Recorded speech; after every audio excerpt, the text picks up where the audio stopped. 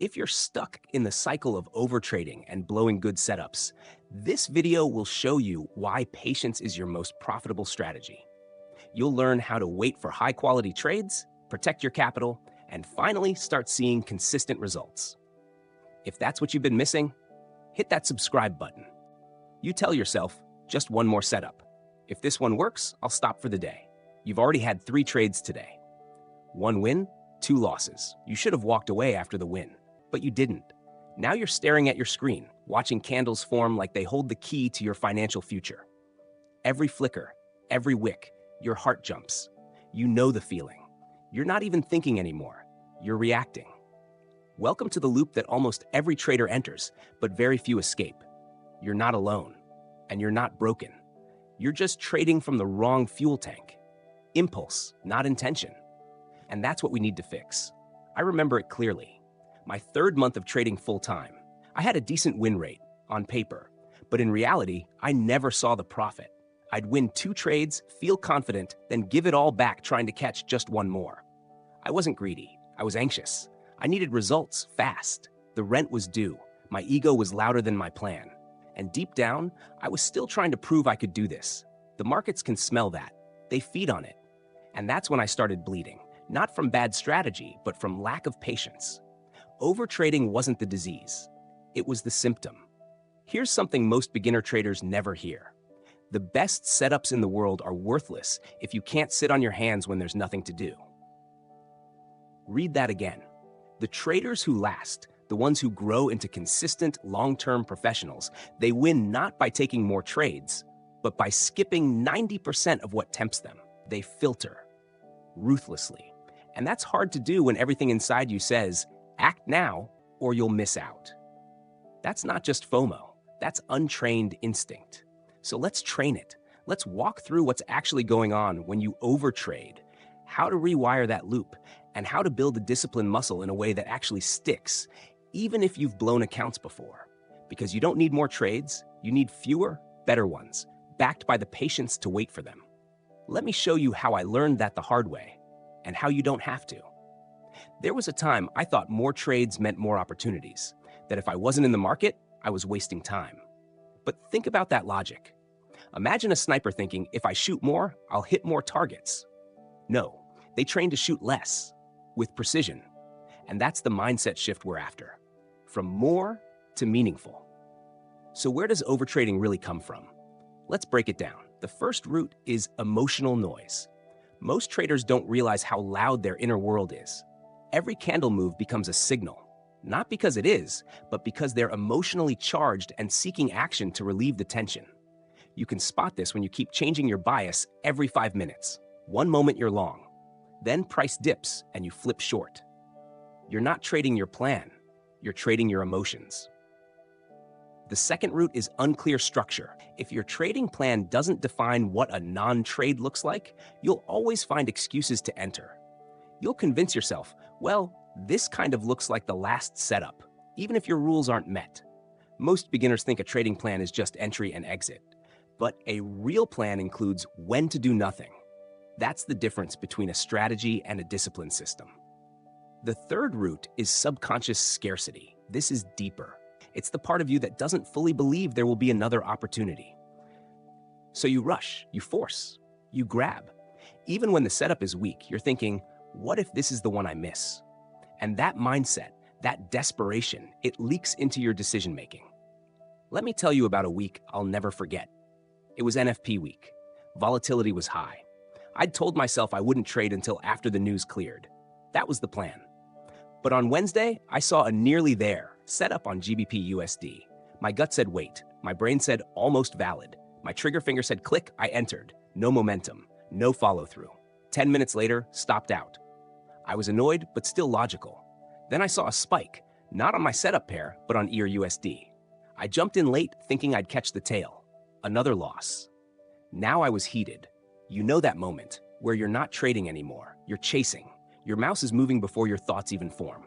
That day, I took 6 trades, all losers. I broke every rule I'd made, not because I didn't know better, but because I couldn't sit still.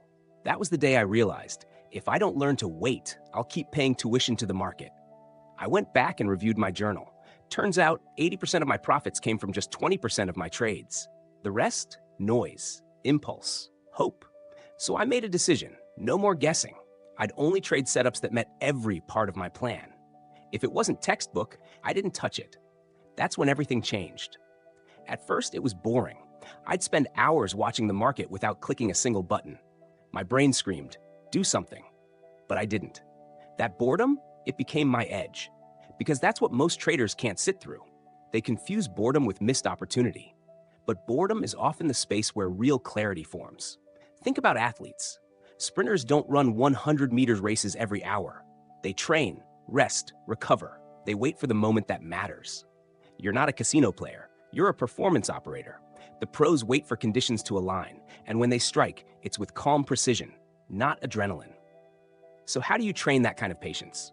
Here's what worked for me, and what can work for you. First, define your A-plus setup. Be specific. What structure? What volume behavior? What liquidity sweep? What time of day? Write it down in detail. Print it. Make it so clear that when you see it, there's no debate.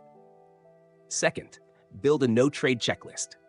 Not just when to enter, but when to avoid. For example, is there high-impact news in the next 60 minutes? Am I trading during low-volume hours? Did I miss the ideal entry and now I'm chasing? Am I emotional, tired, or distracted? If the answer is yes to any of those, you wait. Third, journal your non-trades. This one changed everything for me. Every time I wanted to enter but didn't, I'd log it. Date, time, pair, why I wanted in, why I didn't. Then I'd go back a week later and review. Was I right to skip it? Most of the time, yes. And over time, that built confidence. I started seeing patience as a form of skill, not weakness. Fourth, set a trade quota. This sounds crazy, but limit yourself. For example, max 2 trades per day, win or lose. Why? Because limits force you to prioritize. If you know you only have 2 shots, you'll wait for the best ones. You'll stop feeding the need to do something and start respecting your capital. Fifth, practice delayed execution. This one is for the disciplined warriors. When your setup triggers, wait 5 minutes. Set a timer, breathe. Ask yourself, is this emotional or intentional? If it's still valid after 5 minutes, then act. This little pause builds the muscle of self-control and more often than not filters out impulse trades. Sixth, track your urge curve. Notice when you feel the most pressure to trade. Is it right after a loss? Right after a win? During news events? Write it down. Patterns will emerge. And once you know your triggers, you can plan for them. For example, if you always overtrade after a win, set a rule. No trades for 1 hour after a profit. Cool off. Reset. This is about mastering your emotional cycle, not just your strategy. Because the truth is, the market will always offer you something to chase. It's your job to say no. The real flex in trading isn't making money fast. It's letting high-probability setups come to you. That's how you become the house, not the gambler. You're not in this to impress anyone. You're not trying to make back losses in one afternoon. You're building a skill that pays you over a lifetime, if you respect it. So when your hands itch to click, when your heart races at a potential move, pause. Remember this: the trader who waits, eats, and the one who jumps gets eaten. You don't need more trades. You need more space, more intention, more clarity between the setups that pay and the setups that drain. That's how you break the loop. And when you do, you'll realize something most never discover. Patience doesn't just protect you, it pays you. If this is shifting how you think, good. That means your real trading journey is finally beginning. You can start by getting rid of unnecessary noise. Trade with a broker that respects your execution. I've dropped one I trust in the description. Start there if you need a solid foundation. And if this hit home, you know what to do. Tap like, drop a comment, and share this with someone still stuck chasing every flicker of price. Because there's a better way. And it starts by waiting. If you want a deeper breakdown on how patient traders consistently outplay the market and how to train yourself to do the same, drop a comment below. If enough of you are ready to slow down and level up, we'll make it happen. Now that you understand why patience is a skill, not a personality trait, and why most of your losses come not from bad analysis, but from over-involvement, let's shift the focus. Because here's the next truth that changed everything for me. You don't just need to stop overtrading. You need to fall in love with the parts of trading that don't pay you immediately. That's hard for someone who came here for quick returns. I know. I used to believe that the real edge was in spotting setups faster than others, that if I could master one more entry trick, I'd stay ahead of the curve. But the longer I traded, the clearer it became. Speed isn't the edge. Silence is. What separates profitable traders from everyone else is how they use the time between trades. Most people fill that space with noise, scanning, YouTubing, tweeting, refreshing. The pros? They analyze, they plan, they track behavior, they reflect, they practice sitting still. That's how you turn downtime into development time. Here's how I began doing that, and how you can do it too. The first habit that helped me stop overtrading was building a pre-session ritual. Before I even opened a chart, I had to answer 3 questions in my journal. 1. What kind of market conditions am I expecting today? 2. What setups am I specifically waiting for? 3. What emotions am I bringing into the session? If I didn't have clarity on those 3, I wasn't allowed to trade. You'd be surprised how often that stopped me from logging in. Because overtrading usually starts before you click anything. It starts in the mind, in that vague hunger to do something productive. But trading is not productivity. It's execution. And execution only happens after the internal groundwork is solid. Next, I created what I now call my trigger journal. This isn't about setups. It's about me. Every time I felt the urge to enter a trade that wasn't in my plan, I'd write, what did I see? What did I feel? What story was I telling myself? The story part was key, because you'll start to notice the lies we tell ourselves in those moments. Like, this one feels different. I'll just risk small. If I win this, I'll be back on track. Every overtrade starts with a story that gives you permission to violate your own process. So when you document those, you start spotting your own mental manipulation. You become more self-honest, less reactive, more accountable. And slowly, your default setting changes from impulse to inquiry. The next piece that helped me reset my relationship with patience was reframing what being active meant. When I wasn't trading, I felt lazy, like I was wasting my day. But I began to realize a trader's job is not to be constantly clicking. It's to make good decisions. And sometimes the best decision is to do nothing. That clicked for me after I studied elite athletes. Sprinters don't train 12 hours a day. Gymnasts don't flip every hour. They rest. They visualize. They refine movement patterns slowly. In fact, in most peak performance disciplines, less is more because recovery is part of mastery. Why would trading be different? Why would the only profession where money moves at lightning speed demand more noise from you? It doesn't. It demands clarity, and clarity requires space. One thing I began doing that you can try: create a no-trade window during each session. For example, no trades during the first 30 minutes of NY Open. Why? Because that's when emotions are high, setups are noisy, and your judgment isn't calibrated yet.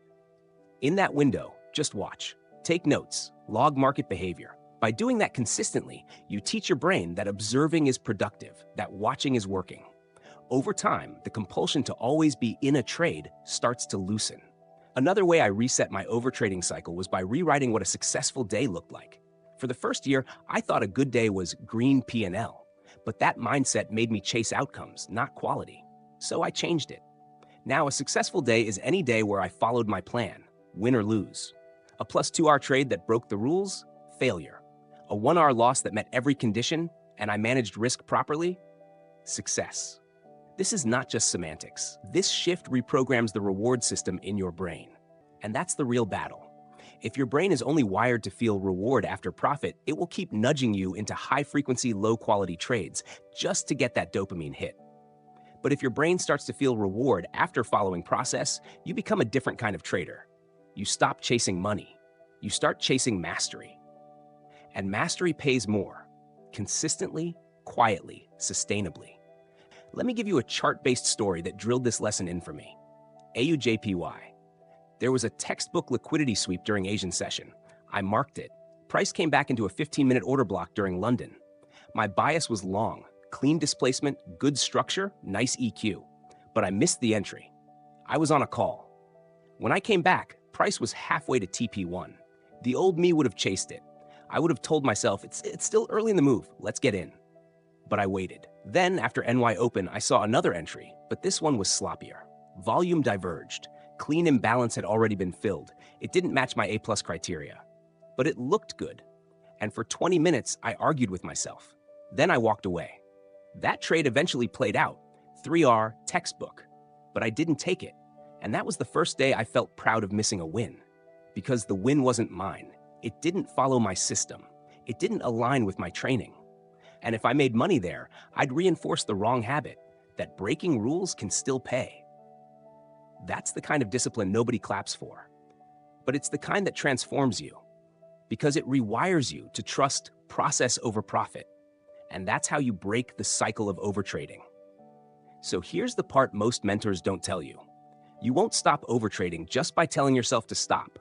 You'll stop when you replace the overtrading loop with something stronger. Something anchored, something that satisfies your need for progress without sabotaging your capital. And that something is structure. So let me give you a structure you can start today, a rhythm to train patience like a pro. 1 morning mental reset before charts open. 5 minutes, breathe, get still. 5 minutes, journal yesterday's emotions. What triggered you? Where did you act out of fear? 5 minutes, review today's high-impact news. Set alerts, not trades. 2. Intentional chart prep, pre-London or NY session. Mark daily bias. Identify key liquidity zones, highs, lows, inefficiencies. Highlight 2 to 3 pairs, not more. Focus creates clarity. 3. Set up criteria filter. If these 3 aren't present, you don't trade. Clear displacement plus market structure shift. Return to origin plus liquidity sweep. Confirmed entry trigger, e.g. FVG, OB, or breaker with volume alignment. 4. Execution rule. Max 2 trades per session. Period. Minimum 15-minute confirmation candle. Minimum 1-minute pause before clicking. Use it to ask, am I following my A+ setup or chasing movement? 5. Post-session cooldown. Journal your trades and your almost trades. Rate each one, not by profit but by process. Write 1 lesson, 1 sentence, no fluff. Do this daily, for 30 days. Don't worry about growth, worry about groove. Get into the rhythm of trading from clarity, not craving. And you'll be shocked how your performance shifts. Here's one last story to close this loop. I had a student named Rehan, young guy, brilliant. He learned SMC faster than most, but he couldn't stop overtrading. He'd send me screenshots of setups that weren't his, just close enough. He was bleeding slowly, not from dumb mistakes, but from constant ones. We didn't add indicators. We didn't tweak his RR. We did one thing, trade quota, 1 trade a day. That's it. He hated it at first, said it felt like handcuffs. But after 3 weeks, he messaged me, man, I missed like 4 trades today and I'm still calm. I think I'm finally seeing it. That's the power of restraint. Not in holding back your edge, but in protecting it. If you're always in the market, your edge becomes noise. But when you're selective, it becomes signal. So let me say it again for the ones in the back. You don't need more trades. You need more patience, more precision, more presence. That's how you win long term. And that's what you were born to do, if you're willing to delay the rush and trade with reason. If this hit you somewhere deeper than your strategy, you're ready for the real work. The market doesn't owe you anything, but it will reward you for discipline, over and over. Start by trading with intention, not addiction. And if you're tired of the noise and ready for a broker that supports your execution, I've added one I trust in the description. Check it out. Tap like if this helped you quiet the noise. Subscribe if you're done rushing the process. Turn on notifications if you're ready to build your edge in silence. Because this journey isn't about constant action. It's about consistent clarity. And clarity pays. Daily. If this helped you see why fewer, better trades can change everything, give it a like, share it with someone caught in the overtrading trap, and hit subscribe so you can keep building smarter habits.